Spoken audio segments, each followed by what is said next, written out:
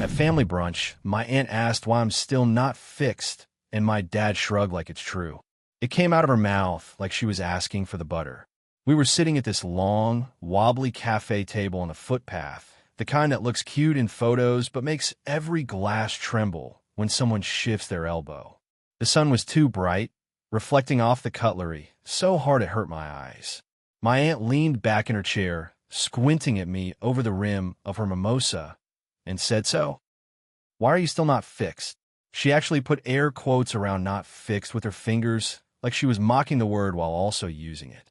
And before I could even find a sentence, before my brain could decide whether to laugh or cry or pretend I didn't hear her, my dad lifted one shoulder in this lazy little shrug. Not angry, not defensive, not confused. Just a shrug. Like, yeah, fair question. For a second, I forgot how to breathe properly. My chest tightened like someone had cinched a belt around it. I could hear the clatter of plates inside the cafe, the hiss of the espresso machine, my cousin's laughter 2 seats away, normal sounds that suddenly felt too loud, like they were happening in a different world. My hands were on my lap under the table, and I realized my fingers had curled into fists without me noticing. I stared at Dad's face because I kept expecting it to change, expecting him to look embarrassed or irritated at my aunt, or at least uncomfortable. But he just looked at his plate, speared a piece of grilled halloumi, and chewed like this was a normal brunch conversation. Like my aunt hadn't just referred to me as a broken appliance. I tried to speak, and nothing came out at first. My throat felt dry, like my mouth had turned to paper. When I finally managed, it was small and stupid. "What?" I said, not even angry, just confused. Like maybe I misheard, like maybe she'd said "not finished" or something. My aunt smiled, the tight little smile she uses when she thinks she's being helpful, but really she's being cruel. "You know," she said, tilting her head, "your anxiety, your moods, you've been in therapy for ages. Isn't it supposed to, I don't know, work by now?" She tapped her nails on the table twice, impatient. "I just don't understand why you're still struggling." Dad didn't look up. He swallowed and shrugged again, softer this time, like he was trying to avoid a fight. "It's just how she is," he said. "Not how you are, not how you feel, not what you're going through. How she is, like I'm a setting that can't be changed." My cousin, my aunt's daughter, made this little sound in her throat, like a warning, but she didn't say anything. Mum stared down at her coffee like she'd become suddenly fascinated by the foam. My younger brother, Ethan, shifted in his seat and cleared his throat, then reached for his phone like he wanted to disappear into it. The waitress came over at the exact wrong moment, bright and cheerful, and asked if we wanted another round of drinks. My aunt said yes. Dad said yes. Mum said maybe later. I said nothing because my whole body felt like it was buzzing, like I'd been plugged into an outlet. It was meant to be a nice catch-up.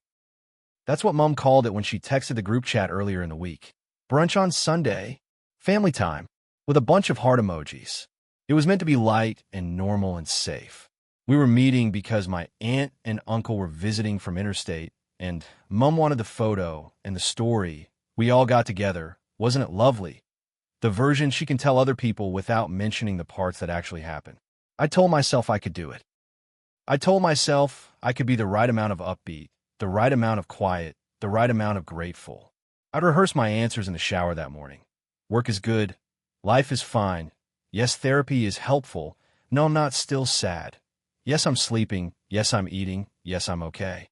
And then my aunt asked why I'm still not fixed, and my dad shrugged like it's true, and something in my brain went cold. The backstory is not dramatic in a headline way. There was no single explosion that made me this way. It was more like a slow drip. A childhood where feelings were treated like inconveniences. A family where you're praised for being easy and punished for being complicated. I was the kid who cried in bathrooms and came back out with a smile. Ethan was the kid who got praised for being tough. Mum was the parent who believed love meant keeping everything peaceful. Dad was the parent who believed love meant making you stronger by never acknowledging you were hurting. My aunt, Mum's sister, was always loud about truth, the kind of truth that's basically just judgment wearing a nice outfit. When I was in high school, I had panic attacks and thought I was dying. Dad told me to snap out of it. Mom told me not to tell anyone because it would worry Grandma. My aunt told me at a family barbecue that I was too sensitive and laughed when I went quiet. I learned pretty quickly that the best way to survive my family was to be self-contained. Smile. Don't ask for too much. Don't talk about anything messy. Don't ruin the vibe. Then in my 20s, I hit a wall. Work stress. Relationship stuff. The kind of anxiety that doesn't stay in your head but moves into your body. Tight chest, nausea, insomnia, the constant feeling that something bad is about to happen. I started therapy because I didn't want to live like that forever. Therapy helped, but it didn't turn me into a different person overnight. It didn't make me fixed. It made me more honest. It made me notice patterns. It made me stop automatically laughing when someone insulted me. And that, in my family, is basically a crime. So sitting at that cafe table, with my aunt's mimosa breath and her judging smile and my dad's shrug, it felt like all those years condensed into one sentence. Why aren't you easier yet? Why aren't you less inconvenient? I could feel everyone waiting for my reaction, not in a supportive way, more like the way you wait for a dog to bark when it's known for barking. My aunt had that expectant look, like she'd poked something and now she wanted to see what it did.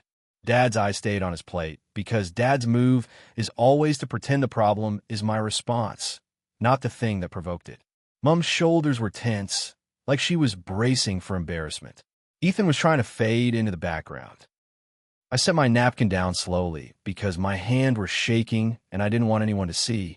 I don't know what you mean by fixed, I said. My voice sounded calmer than I felt, but it had this thin edge, like a glass about to crack.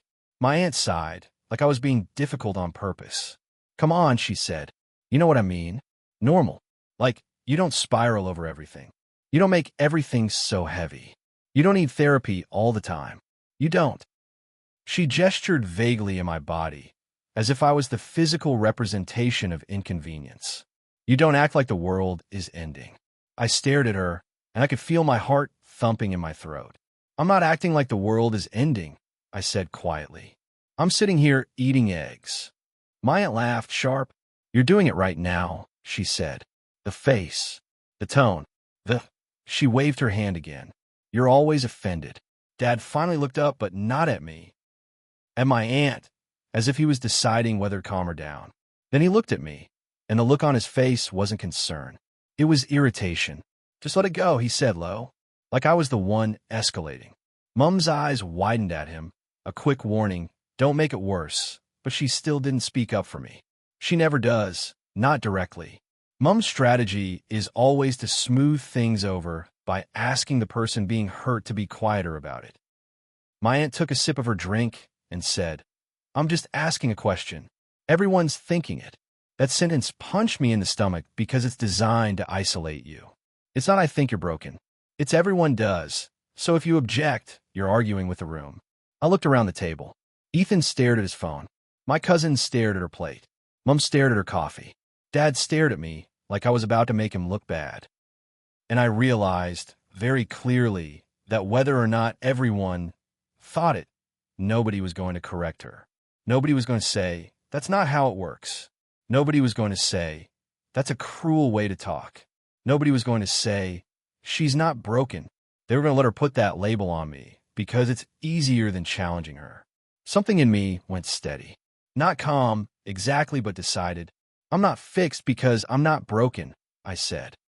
The words landed on the table like a dropped fork. My aunt blinked, surprised, then her mouth tightened.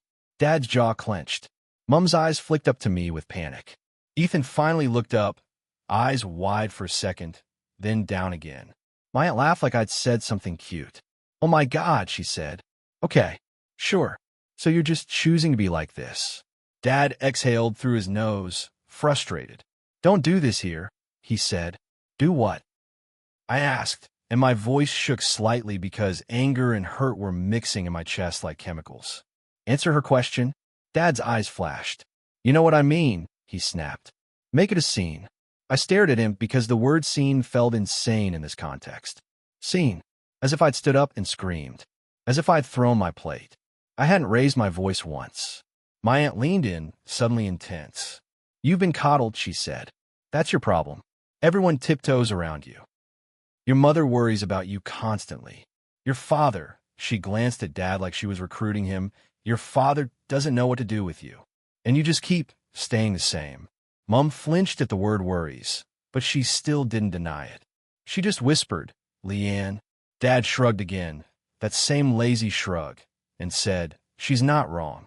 I felt my eyes sting instantly. My vision blurred at the edges. My body did that thing it does when I'm about to cry in public.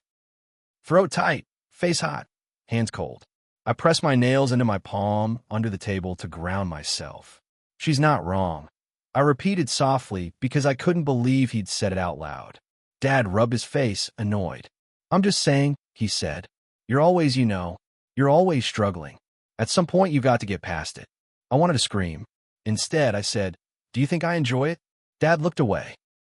I think you get comfortable in it, he said, and the sentence was so unfair I actually laughed once, short and broken, before I could stop myself. My aunt seized on it. See, she said, that laugh, that attitude, that's what I mean. Mom finally spoke, voice small. Can we please just eat? She whispered.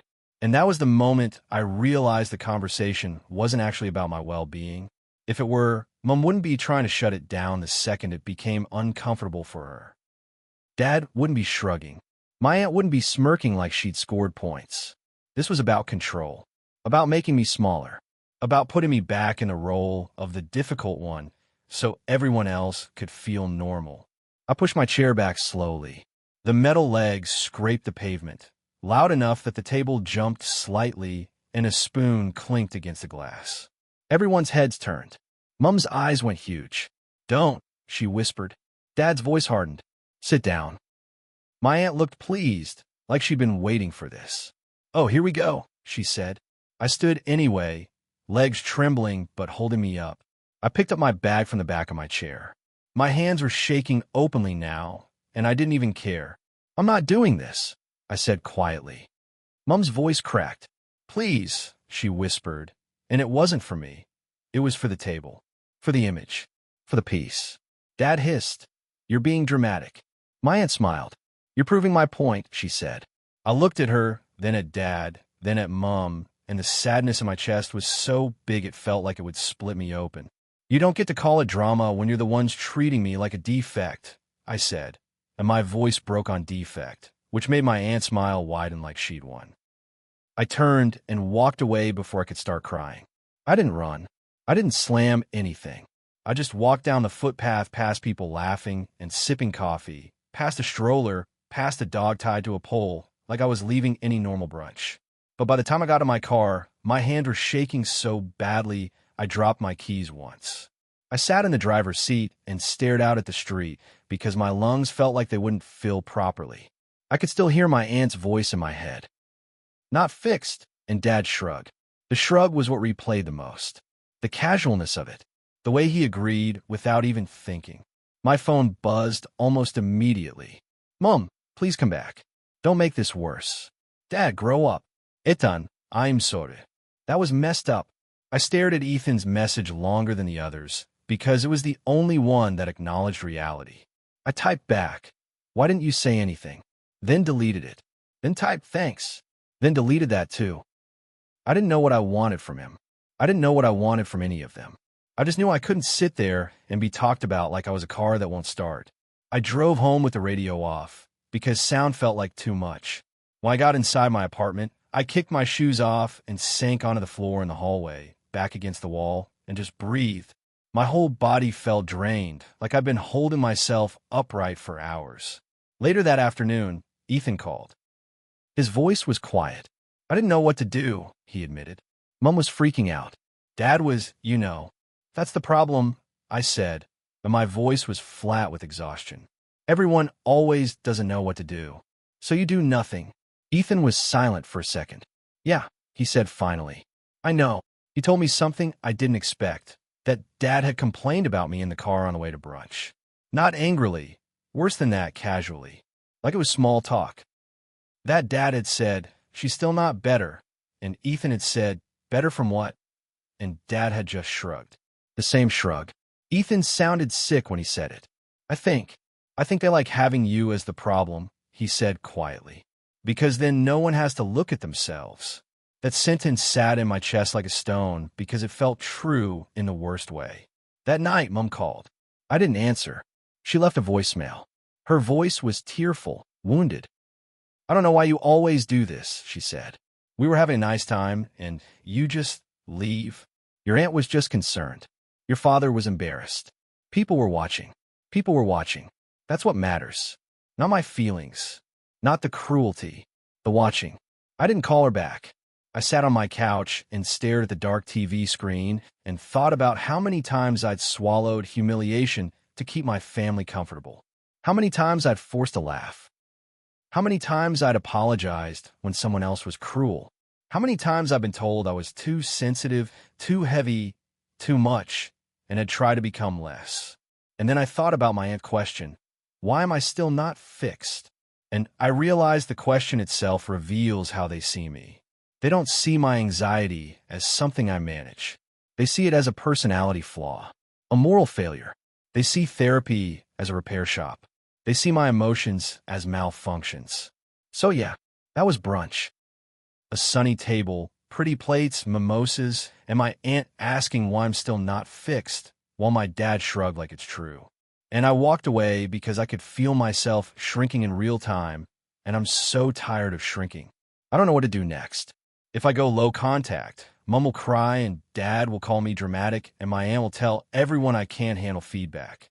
If I keep showing up, I'll keep getting labeled broken until I start believing it again. Right now, all I know is that I don't want to live my life as a family project. I want to be a person at the table, not a problem they diagnose over eggs and coffee.